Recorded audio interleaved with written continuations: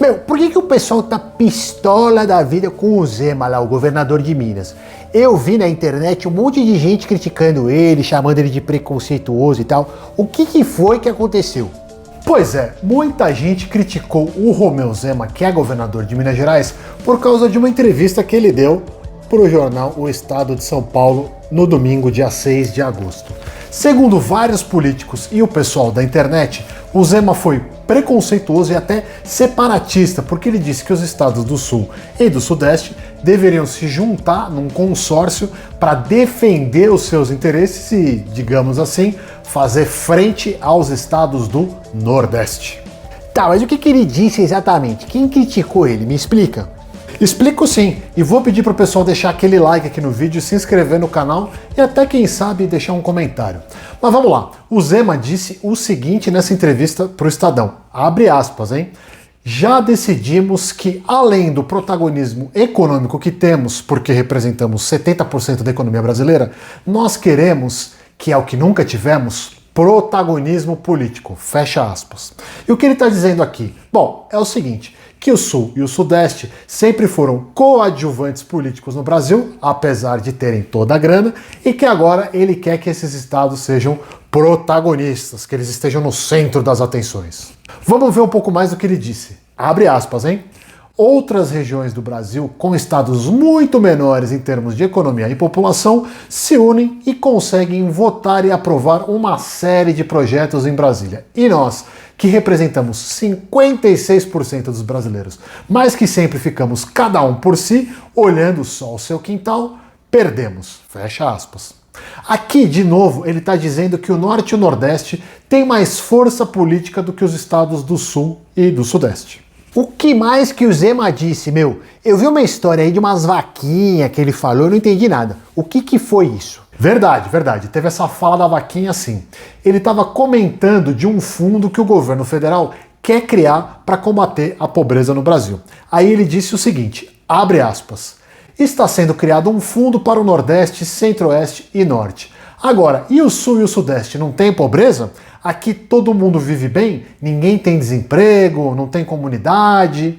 Tem sim. Nós também precisamos de ações sociais. Então, Sul e Sudeste vão continuar com a arrecadação muito maior do que recebem de volta?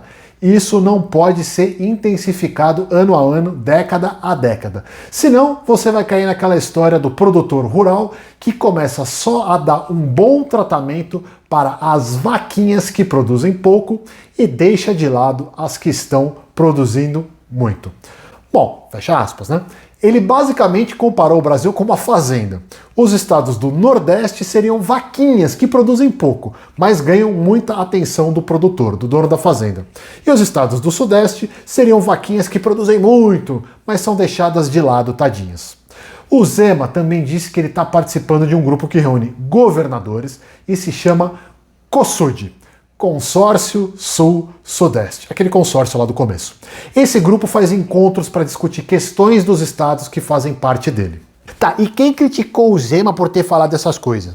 Várias pessoas. O Guilherme Boulos, deputado do PSOL por São Paulo, os ministros Flávio Dino e Marina Silva, o governador do Piauí, o Rafael Fonteles, que é do PT, um monte de gente do governo e um monte de gente ligada ao governo. Mas também pessoas de direita e centro-direita, como por exemplo o Aécio Neves, que foi governador de Minas e é deputado hoje em dia. O Gilson Machado Neto, que foi ministro do Bolsonaro e é do mesmo partido do ex-presidente, o PL, que é de direita. Tá, meu, mas me explica melhor. Por que as pessoas ficaram tudo revoltadas? O Zema foi criticado por ter dito que os estados do Sul e do Sudeste precisam agir para diminuir a influência política do Nordeste. O Nordeste, para ele, tem privilégios demais no Brasil. Segundo os críticos dessas falas dele, o Zema estaria criando um clima de divisão no Brasil, colocando uma parte do país contra a outra. E esse discurso do Zema, aliás, já não é novo, tá? Já faz muito tempo que tem gente que acha que os estados do Sul e do Sudeste são injustiçados no Brasil. Tem até gente que defende a separação, vai entender. Injustiçado como? Eles são os estados mais ricos, não são? Verdade, são mesmo. Mas desde o começo da República Brasileira, os estados do Sul e do Sudeste, especialmente São Paulo e Minas Gerais, acham que eles deveriam ter mais poder.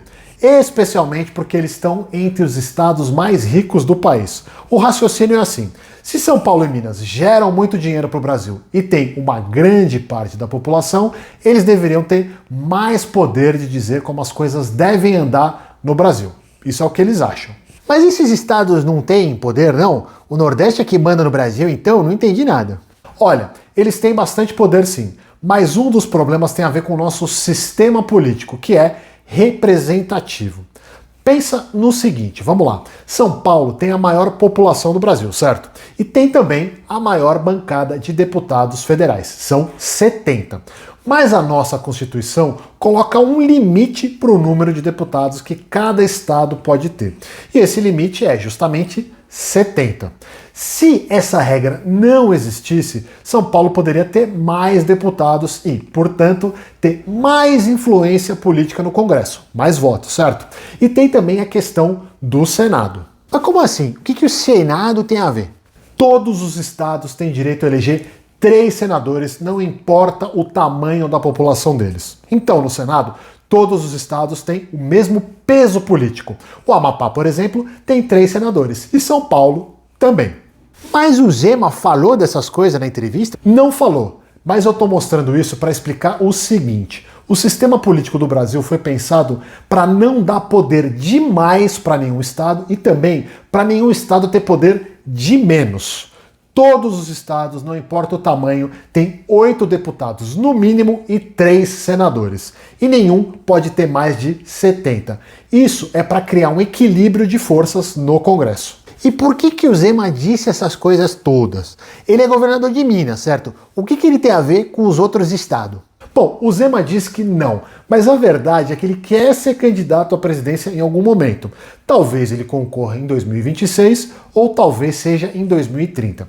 Ele está tentando conquistar eleitores do Jair Bolsonaro. E para fazer isso, ele precisa chamar atenção, precisa ser lembrado e fazer com que as pessoas falem dele. Apesar dele ter sido bastante criticado, dá para dizer que ele teve sucesso nessa missão aí. Afinal de contas, a gente está aqui falando dele, certo? E esse foi o assunto dessa semana inteira e vai ser das próximas também.